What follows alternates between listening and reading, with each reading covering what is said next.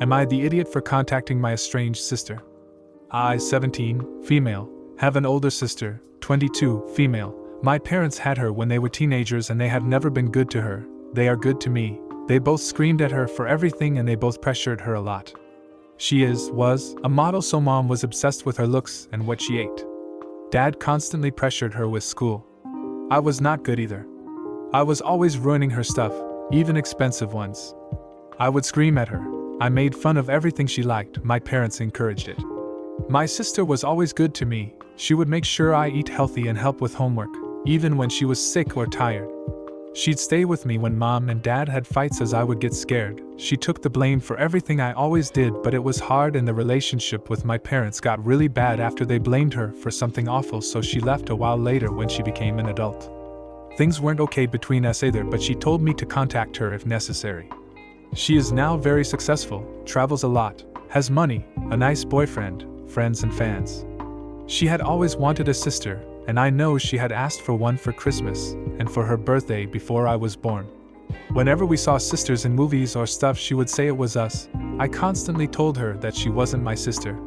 Well, our parents had a baby recently, a girl. They had couples therapy the past years and are okay now. I spent months thinking, but I decided to contact her, apologize and tell her everything. She was furious. Literally for the first time ever she screamed at me and said lots of real mean stuff, then said I should not have told her anything. I'm confused. We sucked, I know that, but was I really bad in contacting her for this? I feel like it was important. Now for a few comments before the update. You're the idiot. Seriously?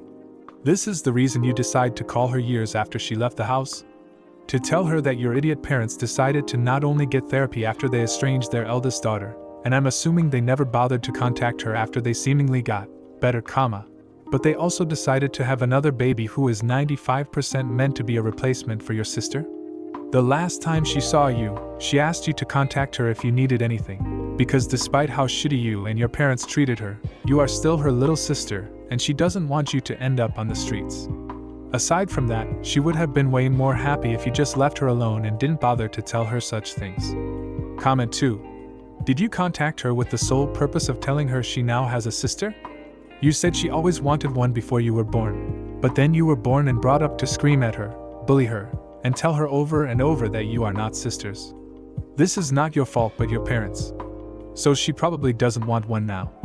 What was your intention with telling her this? Then the original poster responded with, I know she probably does not want to rebuild the relationship, and it's okay, but I thought she should know that there's somehow another chance, if that makes sense. She has a new baby sister and mom and dad are okay. If she ever wishes to come back, she can start all over again. Now that I say it here, it doesn't sound good. Now for the update. I read everything people on here told me. I had private messages too, but I stopped reading after a few cruel ones. I got told that I should contact my sister to apologize and then that I should leave her alone. Everyone agreed that I am the idiot, and after reading everything I got told, I see why.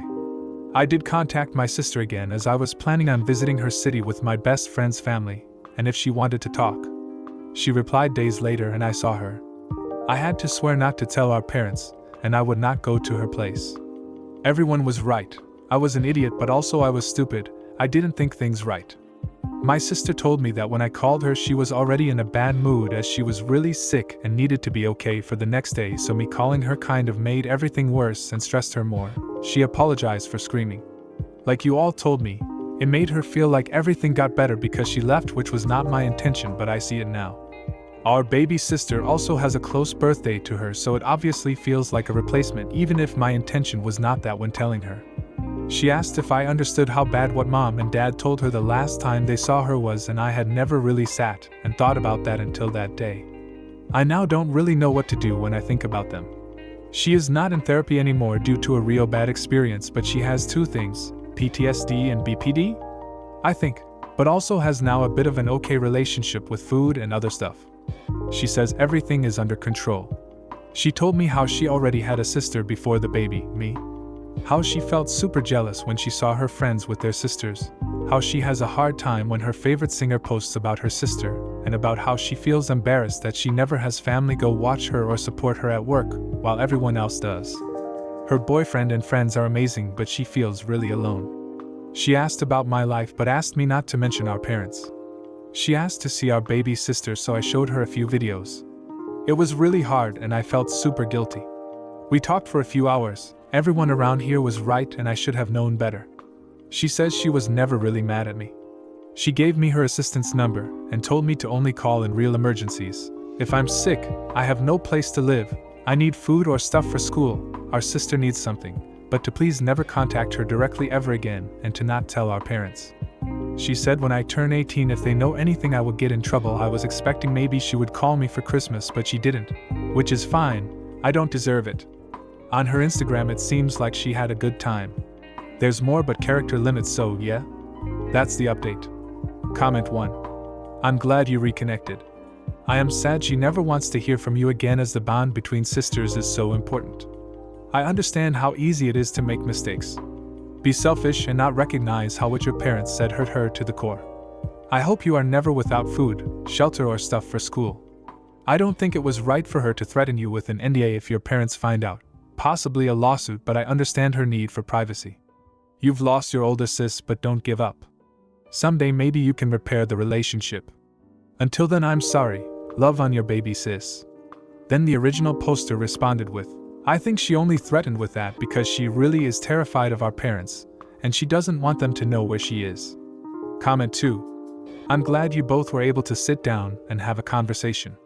Make sure to abide by her request to tell your parents nothing and to respect her boundaries. Work on yourself, figure out who you are and what kind of person you want to be. And maybe in time, once you are out of your parents' house and a bit more mature, there will be an opportunity for you to reconnect and try to build a relationship. Comment 3. You're the idiot. Wow, you really just don't get it, do you? Your sister made it clear that she doesn't want anything to do with you or your parents. And yet, here you are, still trying to insert yourself into her life. You clearly have no respect for boundaries. Your sister had every right to be furious with you for contacting her and dredging up all those painful memories. It's not your place to decide what's important for her to know. You say you were confused, but it's clear that you're just incredibly self-centered. Your actions were selfish and inconsiderate. You don't deserve her forgiveness or a place in her life. Leave her alone and stop trying to justify your behavior. It's time for you to face the consequences of your actions and learn from this. Now, for the next story. Am I the idiot for pressuring my family to get my grandpa out of the nursing facility faster? My grandpa has mild dementia and is currently in a nursing home. When we first were putting him in this care facility, my grandpa wouldn't agree to go.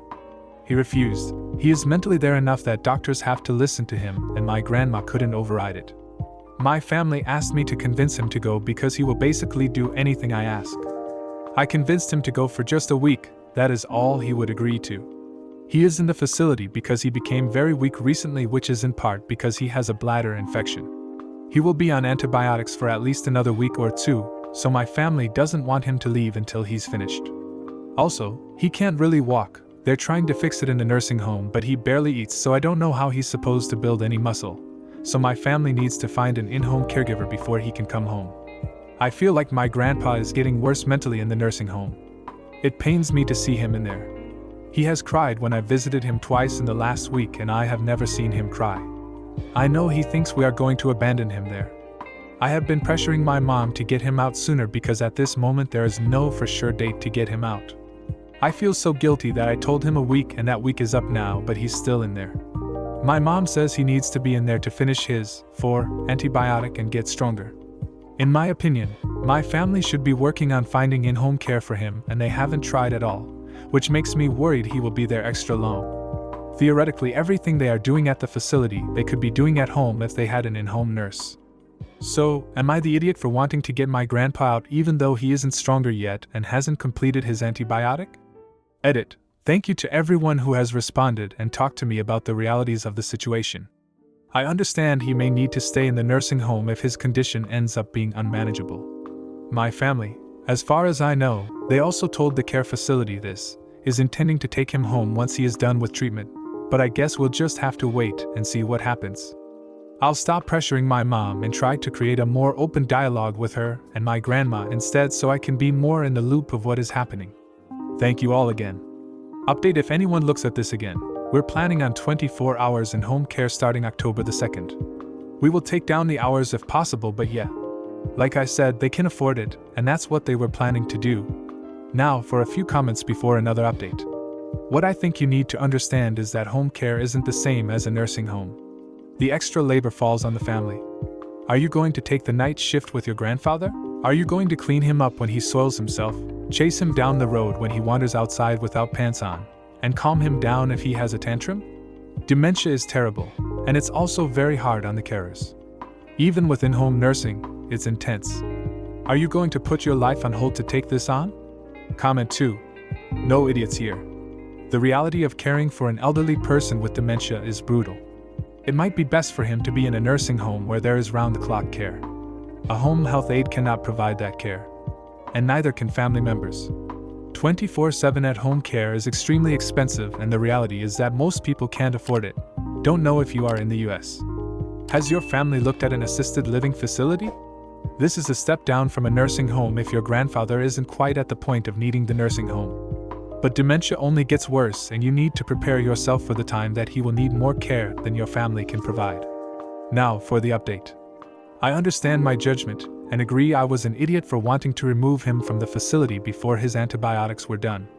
The stay was absolutely necessary, and I realized that he may have declined regardless of how long he was in there. Basically, I realized getting him out sooner may not have helped anything. I guess I was trying to control the situation in desperate hope of lessening his decline.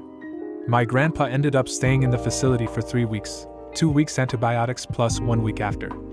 After making my initial post, I stopped pestering my family about trying to get him out. I told them I wanted to be more included with what was happening, and they did more than before. I think he had been in there a little over a week when I made the post. He essentially stopped eating and moving around while in the nursing home. He would eat a little but barely anything. He would refuse to get up or sit in a chair whenever possible. His muscles deteriorated so much that it became too difficult to take him to the bathroom every time, so they put him in diapers. Between weeks 2 to 3, my family finally found an in-home care provider. They hired them full-time, and the primary lady is great. Now Grandpa is home. He has lost complete mobility and is incontinent now. He can barely sit up and slides down in his wheelchair because he is so weak. The caretaker is constantly having to lift him into the proper position again. We have no plans to go out to eat with him ever again, which we were managing before the stay. It is simply too difficult to safely move him around that much. His dementia worsened since the stay. He is more confused now and doesn't really follow conversations. I tell him and my grandma stuff, and he will make 1 to 0 comments. Previously it was closer to 2 to 3 comments. He wasn't really having problems with recognizing people or places before, but recently his caretaker told me that he didn't recognize his bathroom when he was in the shower and thought he was still in the nursing home. So that's pretty much it. Cheers and happy holidays. Comment 1. My heart breaks reading both these posts. It sounds like, and I am wondering because I didn't see any clarification on this, that he was diagnosed with late stages of dementia, which would explain the rapid decline. The most you can do at this point is to keep visiting him and try to encourage him to do things he used to enjoy doing, or taking the time to do brain exercises like putting puzzles together with him or pictures that would make him happy. I send my prayers to you and your family during this difficult time. Comment 2. You're the idiot. Wow, your selfishness is astounding. You think you know better than medical professionals? Your grandpa is receiving the care he needs in the nursing home, but you want to rush him out because you feel guilty? It's not about you and your feelings, it's about what's best for him. You're completely disregarding his health and well-being just to alleviate your own guilt. And suggesting that in-home care is the same as a nursing facility shows a complete lack of understanding. Do you really think your family can provide the round-the-clock care he needs?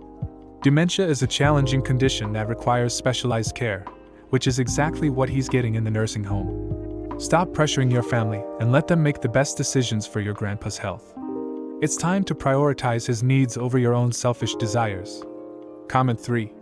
Well, just make what time he has left as comfortable as you can. He doesn't sound like he's too long for this world. It's good that he is surrounded by a family that loves him though.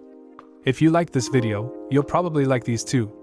Also, while you're here, please consider subscribing.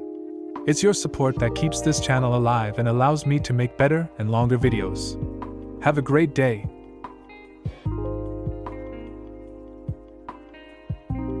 Am I the idiot for not wanting my parents to be involved in my ex's new family? I was previously married for about 8 years. While we were married, my parents seemed to never like my spouse, and more than once I had to ask them to stop saying unkind things to her. They kept pushing us to have kids, but we never did. Eventually, we had some marital issues. And to be clear, I am not blaming her for these issues. It was both of us. And we're on a trial separation while in counseling, and at the time the agreement was that we were not seeing other people. However, suddenly my spouse was pregnant, and it was not possible that it was mine, as the last time we had sex was 2 months prior to her conception date. That was the end of the marriage, and I filed for divorce 2 days after I found out. My parents, knowing fully that this was not my child and that the conception was my spouse cheating on me, however, then chose to support my ex through her pregnancy. They chose to play grandparent to my ex's kid. When I told them it was an issue for me that they were so involved in her life, their solution was to lie, poorly, and now just not talk about it.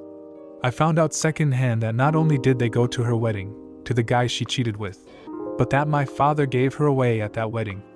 They now also play grandparent to her 2 additional kids with the new hubby. They go on vacations with her and her family. This has been going on for 10 years, and I feel like I lost my parents in my divorce.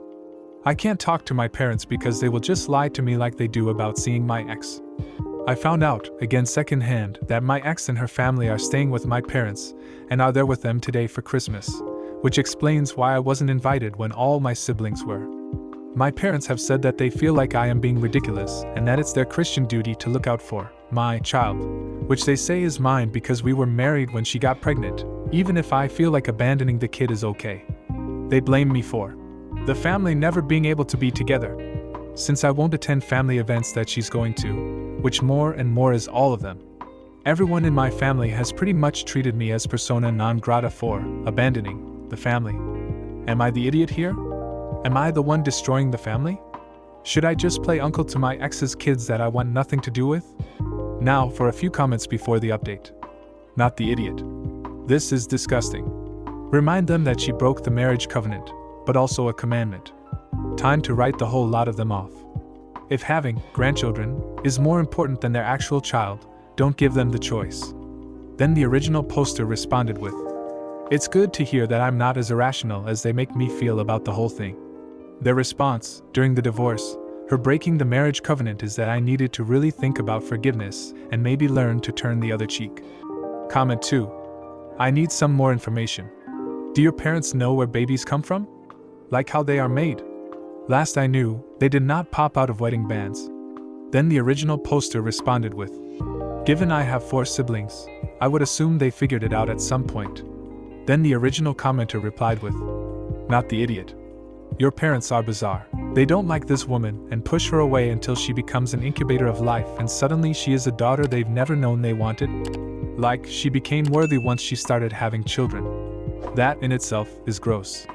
They're latching onto her at the cost of their own child is super weird." Now for the update. 1. As suggested, I started going low contact. Essentially, I just stopped trying to maintain the contact with them and let them do all the work there, which they haven't, so low contact has been in essence no contact, which has both sucked and been healthier for me. I don't even know what they are doing for Christmas this year, which is actually easier than knowing they are doing something and choosing to exclude me. 2. I did print out some of the posts from last year and showed them to my therapist as suggested. He berated me for listening to people on the internet and cutting off a vital part of my support system. After 2 months of weekly appointments listening to him talk about ways to fix the relationship and apologize to my family and make amends with them, I just stopped making appointments with him. That was in March. 3. After stopping contact with my family and therapist, I found I had a really hard time, super anxious and second-guessing every interaction, even being around my friends, so I've kinda stopped seeing them either. I had a good work-from-home job, so I just started working all the time. It was good for my career and I got a major promotion in Q3. It was a large enough promo that I don't stress about money anymore, which was constantly stressed before. So spending my energy somewhere other than on my family has been life-changing. Comment 1. Okay. I am gonna be honest with you. Super proud for choosing to put yourself first. Your family are really a bunch of narcissistic aholies. Second, WTH is wrong with your therapist. That is some first-grade bullshit that she has been telling you. A good therapist should and would never tell you to apologize. Gah. Some people need their license revoked. She should have recommended going no contact a long time ago. I can only applaud you for not going to them anymore. But please find a new and good therapist or a support group to help you. Try talking to your friends, but only if they support you going no contact with family and therapist. That should be a good indicator if they are good friends. Good friends will support you no matter what. Please take care of yourself. You are worth it. And to hell with your parents and family for putting you through this. Even your ex. She should be ashamed of herself. Again, please take care of yourself. Hope the new year will bring you joy, strength, and happiness. Then the original poster responded with, I'm just not sure how to talk to a therapist, and probably how to talk to my friends, because it's just hard for me to know what to say. I feel like talking about any of this is just a quick way to end the relationship. Like they have normal families and just can't understand what I'm saying, and it just makes me look like an idiot. So I just don't know what to say and am always anxious about saying anything.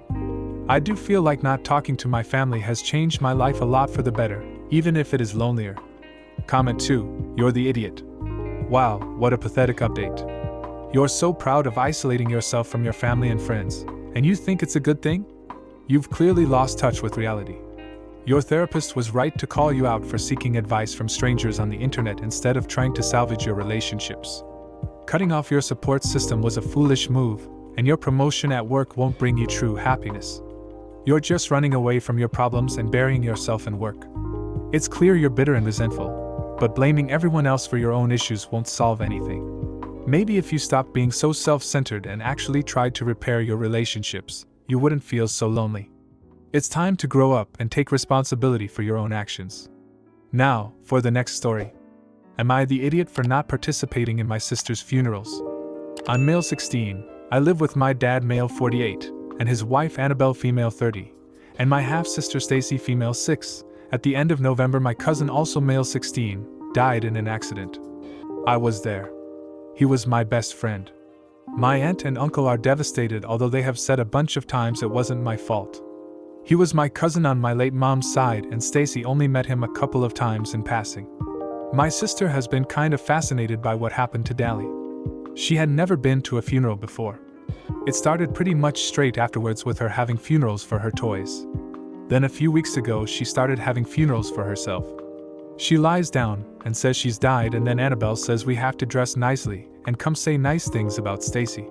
So she lies there while Annabelle cries about how much she will miss her, and then when we've said enough nice things Stacy gets up and says she's alive and it's over for another few hours. Yesterday she did this 3 times. I can't take much more of this. Annabelle says that Stacy is conceptualizing mortality for the first time and doing it in an incredibly creative way, and I need to be supportive. She says I already conceptualized it when my own mom died and I need to be less selfish. She says my negative flow is disrupting the energy of the house and I should go stay somewhere else if I can't contribute positively to the family dynamic.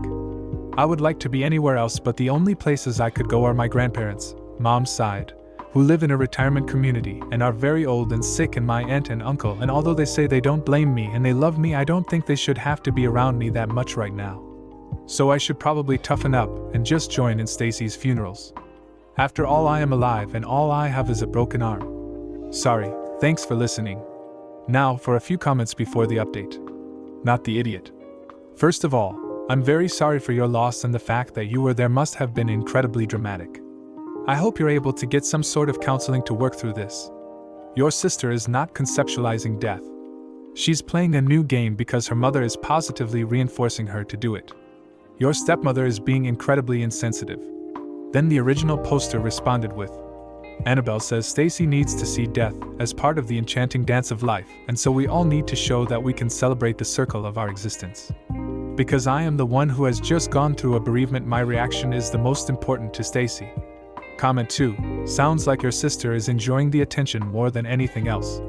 Since her mother is of no help, is it possible for you and your dad to redirect your sister towards a different outlet? You could also be appropriately frank with your sister and let her know that this is hurting your feelings. Don't shame her or tell her it's wrong.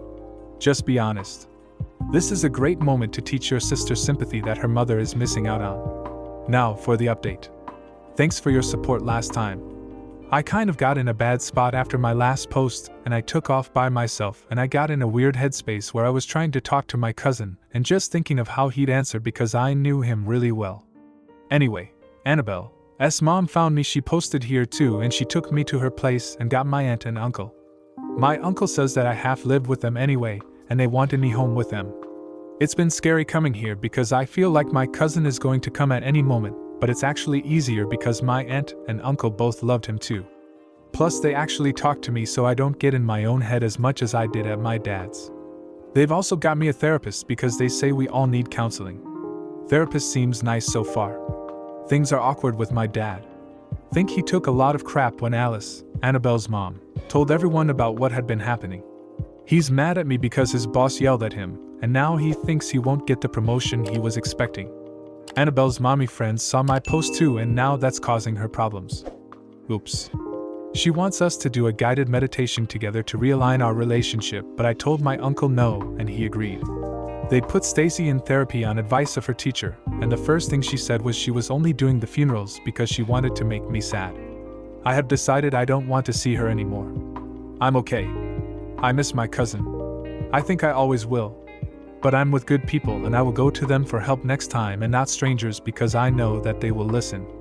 Edit. I'm probably going to be leaving this account now as I need to focus on my real world people. But thanks for all the great advice, especially on how to keep connected to my cousin in a way that is healthy. I have actually noted down some ideas. To clarify, my dad is mad because people are mad at him, but also cos when I spoke to him after I took off, he had a whole list of things I was going to have to do before he and Annabelle would let me come home, and I just said no, I'm moving in with my aunt and uncle. We're not no contact or anything, but I don't think he will be in my life much now. But I'm not struggling with that the way I would have expected, so it's okay. Comment 1. You're the idiot. Wow, talk about being overdramatic. Your cousin dies, and suddenly you think you're entitled to special treatment? Your sister is just a child trying to understand death, and instead of being supportive, you're being selfish and refusing to participate in her innocent game. Your stepmother is right. You need to stop being so negative and start contributing positively to the family dynamic. And now you're running off to live with your aunt and uncle? It sounds like you're just trying to cause more drama and attention for yourself. Grow up and stop acting like a spoiled brat. Your family deserves better than your selfishness. Comment 2. Wow, I can't believe a 6-year-old can be so cruel. Annabelle, I'm sorry to say, sounds nuts, and maybe the feedback she's getting from friends and family will help her change her views on grief, growth, and healing. Also, it's embarrassing that a teacher had to recommend therapy, and not her parents when she started having mock funerals. I'm glad you're getting help, and that you and your aunt and uncle have each other, and can hopefully heal together. I'm so sorry for your loss. Comment 3. What the frick? I am so incredibly sorry about what you've been going through. I am so glad that a responsible adult in your family stepped in to help. How your dad and stepmom were so blinded by how harmful that was to you is disgusting. I hope you and your aunt and uncle are able to heal together and move forward as a close and strong family unit. Then the original poster responded with, yeah, I think I'd got in kind of a loop about not having somewhere to go. Things still suck without my cousin, and I'm figuring out which are the ways I can carry him with me and which are the ways I have to work out how to go on my own. It's not something we can figure out straight away, but we are going to be a team of 3 now. If you like this video, you'll probably like these too. Also, while you're here, please consider subscribing. It's your support that keeps this channel alive and allows me to make better and longer videos. Have a great day. I, male 47, have a stepson, male 16, who for the purposes of this post, we'll call T. I've been married to my wife, female 48, for 2 years and have 2 daughters, female 7 and female 9, with my ex. Since the day T moved into my house, he has been nothing but disrespectful. I understand that change, especially change this drastic, moving, getting new siblings / a new parent, is hard for a kid, but some of the stuff he does just crosses a line. For example, I transferred him to a really great private high school when he moved in because I wanted him to have the best opportunities. He always complains that he doesn't like his new classmates, that the school is too far away, it's 15 minutes further than his old school, which is practically nothing, and that he doesn't like the environment. He doesn't understand that later he will thank me for this. I would have killed for an opportunity like this at his age. Additionally, he always breaks rules we have set in place. I have asked him to surrender his phone to the living room at 9 p.m. to have some family time, but he says he wants to talk to his old friends. He constantly claims not to like the food his mother or I make even when he hasn't tried it. His mother and I try to have a date night once or twice a week, and he always claims he is too busy to watch his stepsisters. We have asked him repeatedly for the passwords to his social media accounts, and he refuses to hand them over, etc. I'm sick of the disrespect in my own house, so I set some boundaries. Either he starts treating me with respect and listening to me, or he can find somewhere else to live. Obviously, I wouldn't really kick him out, but I'm hoping this scares some sense into him. My wife, however, said I took it too far and needed to apologize and tell him I wasn't serious. I feel like this will undermine my authority though. Am I the idiot? Edit. I just want to clarify a few things because they seem to be causing confusion in the comments. He did not change schools when he was 16. We had him change when he was 14, when he moved into my house, about halfway through his first year of high school. Also, he didn't know about the change. We talked to him about it beforehand. He wasn't excited, but he did know that he would be changing schools. Mini update. Thank you to everyone who has taken the time to comment, and thank you further to the people who have offered helpful advice. I didn't come here to be vindicated. I came to find out if I was doing everything I could for my stepson, and clearly I am not. I am going to try to fix what I have done wrong. I'll offer him the option to switch back schools, although I understand that it might be too late, and I will drastically ease up on the restrictions that we have been set in place. Furthermore, I am going to sit down and apologize. I want him to know he is cared for and that I was wrong. Now for a few comments before the major update. Comment 1. You're the idiot. So you ripped this kid out of his school and away from his friends, and you're pissed that he isn't kissing your ass in gratitude. Then you change up all of the rules he's ever known and are pissed that he's resistant to the change. You expect him to give up his social life to watch your kids so you can go out, and you don't understand why this would upset him. You can't be serious. Comment 2. You're the idiot. Threatening to kick him out over minor disrespect is going too far, and will damage your relationship and his trust in you. Apologize sincerely, explain your frustration, and speak honestly from the heart. Also, it sounds like your stepson has been uprooted from everything he knows without having much choice, despite being nearly an adult. Was his old school a bad one? The private school may be better, but one can still be highly successful with a public education. Did you talk to him before you made this choice for him? It sounds like he's pretty resentful, and he may have good reason to be. Now for the update. A little bit more than a year ago, I asked for advice on how to deal with my stepson.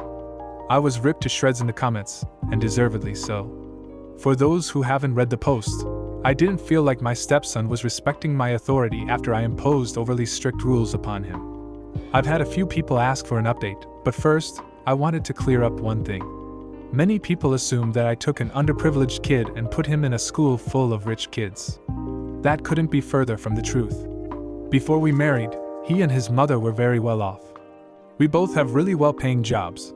The only reason he was in a public school was because the schools in our area are really great.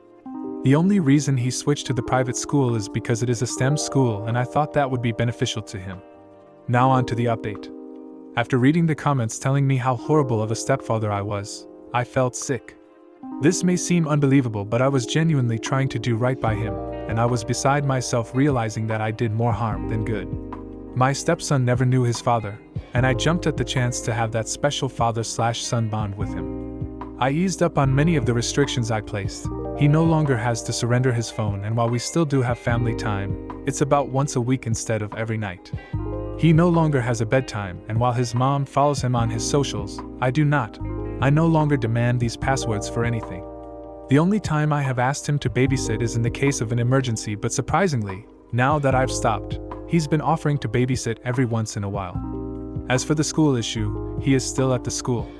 We switched him too. We had many long talks about this very issue, and he ultimately decided to finish out his high school career at the school because, while he missed his friends, he was able to recognize that this new school offered him the best opportunity to get into the college he really wants to attend. Since all of this, the relationship between my stepson and myself has drastically improved. For his 17th birthday, we offered to get him a car, and he and I had a really nice time picking out the right one. I've taken him to a few basketball games which he loves, and I've enjoyed learning about the sport from him. He actually got a girlfriend and came to me for advice about dating, which is not something that would have happened before. I will say this, I am blessed with an incredibly smart, kind and compassionate stepson. Other kids may not have been so forgiving, and rightfully so. I urge other stepparents out there to really listen to their stepchildren instead of automatically trying to take over. You may not be as lucky as I was. Comment 1. How refreshing that someone took advice rather than be defensive and ignore the chance for change. Sounds like you've grown and your stepson has benefited massively. Well done. Comment 2. You're the idiot, you spineless pushover. It's pathetic how you caved to the comments and completely abandoned your authority. Your stepson clearly needed discipline and structure, and you just let him walk all over you. He should be grateful for the opportunities you provided and respect the rules of your household. Instead, you let him dictate everything and turned into his doormat. Your wife is undermining your authority by telling you to apologize. Stand your ground and show him who's boss. And why on earth are you buying him a car? That's rewarding his bad behavior. This update is a disappointment. You had a chance to be a strong father figure, but you blew it. I feel sorry for your daughters who have to grow up in a household where their stepbrother is running the show. Grow a spine, man.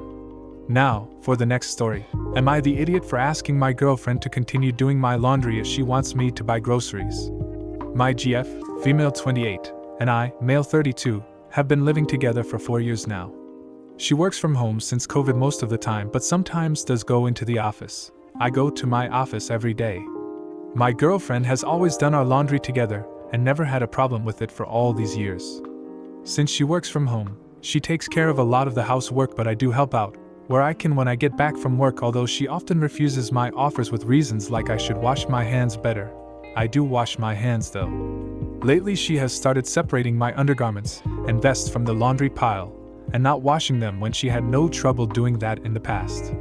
She thinks that my undergarments will contaminate her clothes and wants me to do them myself in a separate load. Yet she still washes hers in the same load.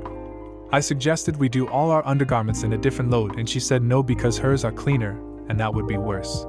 She got pretty mad and made some nasty comments about my hygiene, saying I should keep myself cleaner in my privates, not soil myself. I do not, and learn how to wash my hands. I shower and I wash my hands, but maybe it is natural that men smell more ick. I am getting pretty annoyed at being treated like I am disgusting when I am not. I lived with my mom before her who did my laundry and never said my boxers were dirty. I said if she keeps doing this, I will stop buying the groceries she keeps telling me to bring on my commute from work, and she can do that herself. Now for a few comments before the update. You're the idiot. Come on. If your crusty underwear is dirty enough to contaminate the outerwear, then you have a problem. Book a doctor's appointment to make sure you don't have some random infection, but most likely it is a poor hygiene issue. Your GF is probably sick of getting a UTI every time she has sex with you. Your mom not saying anything is meaningless in this context. I bet she didn't say anything about your nappies as a baby or your bed sheets and special socks when you hit puberty either. Comment 2. OMG dude. There is no reason an able-bodied adult of sound mind should have poop stains in their underwear. No excuse. Not if you're a dude, not if you're hairy, not if your nasty friends do too. You are speeding down a road toward your GF having nothing but disgust and contempt for you. You are not her child. She should not be seeing your poop, literally, except in perhaps some really distressing illness. If she has no interest in washing your drawers because you won't wipe fully, and you can't be bothered to wash your hands well, she soon, if not already, will have no interest in sex with you. It's gross, and she'll end up with a UTI. Wipe your ass correctly. You're the idiot. Now for the update. I would like to thank everyone for giving me a much-needed reality check. I spent some time doing some research, and you guys and my GF were right, and I was definitely lazy, depressed, and neglecting my hygiene and my relationship. It brings me to tears when I think about what it must have been like for my GF. I sat down with my GF and talked to her about it, and said that I felt like I needed therapy. We got a brilliant therapist, and had some sessions alone, and some together, and worked through our issues. I hadn't realized it, but in addition to my hygiene, she was also overworked with doing house chores and finding it hard to balance work and housework. My GF agreed to help me clean up and trim my body hair one last time, and after that we bought some new shaving equipment, and I have since started making sure I don't go back to my old ways. I also started going to the gym to do a little cardio and weights, nothing too extreme. I also got myself a lot of new clothes as a treat, and changed my style a bit, including shaving off my beard, which my GF always wanted me to do. I feel like a new person and am a lot happier and energetic. Although sometimes it is a bit weird around my friends and coworkers, and I feel like it is awkward being the new me and like I lost my identity, but I've gotten used to it now. My GF is so much happier and has a spark to her eyes, and I feel like our relationship has been rekindled. Tomorrow is our last therapy session. I have also started cooking more and trying new recipes on weekends, and she loves it. I have signed up for some cooking classes as I discovered I really like cooking. I still feel really awful for what I did to her, and I can't believe how long she put up with it. She said she was very close to ending it. I feel like I truly don't deserve her. Comment 1. Wow, just wow. I can't believe what I'm reading. So you completely changed yourself for this woman just because she didn't want to wash your dirty underwear? Are you serious? It's your body, your hygiene, and you should be able to live however you want without being judged. This whole therapy thing and changing your entire appearance and lifestyle is an overreaction. It's clear that your girlfriend manipulated you into thinking you were disgusting when you were perfectly fine. You don't owe her anything. You deserve someone who accepts you for who you are, stains and all. This update is just sad. You lost your identity and became a puppet for your girlfriend's desires. Stand up for yourself and stop trying to please her. You're the idiot for letting her control you like this. I just want to say this comment was crazy, but what would you say if I told you there was another? Comment 2. Are you kidding me? You went to therapy and changed your whole life just because your girlfriend didn't want to wash your underwear separately? That's beyond absurd. You completely overreacted and let her manipulate you into thinking you were some kind of unhygienic monster. It's your body, your choice, and if you're comfortable with your hygiene habits, that's all that matters. You didn't need therapy or a new wardrobe or shaving off your beard. You needed to stand up for yourself and tell your girlfriend to get over it. This update is just pathetic. You've lost your individuality and become a shadow of who you used to be. Is this the life you want to live, constantly changing yourself to appease someone else's irrational demands? You deserve better than that. You're the idiot for letting your girlfriend control and manipulate you to this extent. Wake up and reclaim your identity. Comment 3. Don't think of it as a new identity, just an evolved version. It's a beautiful thing when people realize their flaws and start improving themselves, not only to feel better but to be better for their partner. I applaud you for making a change. That is not as easy as it seems. If you like this video, you'll probably like these too. Also, while you're here, please consider subscribing. It's your support that keeps this channel alive and allows me to make better and longer videos. Have a great day.